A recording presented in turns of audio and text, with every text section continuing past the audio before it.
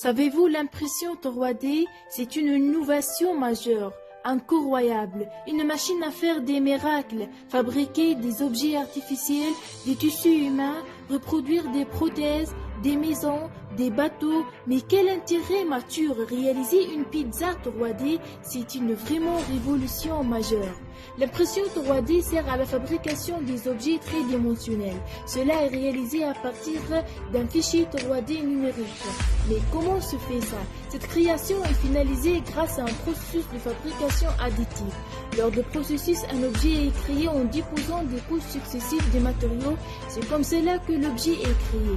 Mais plus intéressant encore que l'impression 3D vous permet de produire des formes complexes. De plus, elle utilise moins de matière que les méthodes de fabrication traditionnelles. Mais est-ce que cela veut vraiment dire que nous pouvons aller jusqu'à construire une maison aux pizzas en 3D? C'est vraiment imaginaire. Restez ici, nous allons vous dire tous dans un instant.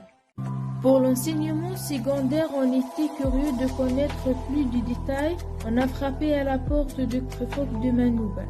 Un éminent enseignant en sciences techniques nommé M. Zahreddin Difi nous a reçus.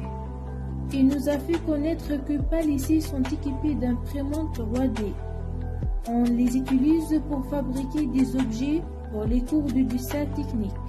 Pendant la pandémie du Covid-19, ces imprimantes étaient d'une grande aide pour fabriquer des visières.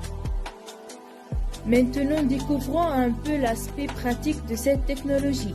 D'après l'enseignant, pour imprimer une pièce 3 dimensions, on commence par la modéliser avec un logiciel dédié, notamment SolidWorks, dont l'interface est devant nous. Ici, l'utilisateur va modéliser une forme en aile plane.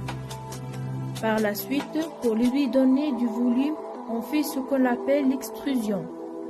Une fois la conception de l'objet est terminée, on enregistre le fichier au format STL. Ce dernier, afin qu'il soit lisible par l'imprimante, on le traduit en un langage appelé G. Cette traduction est faite grâce à une application appelée trancheur comme Ultimaker Cura. Après, on prépare l'imprimante en y introduisant le rouleau en plastique PLA. Ensuite, on chauffe la base pour que le plastique qui y passe devienne liquide.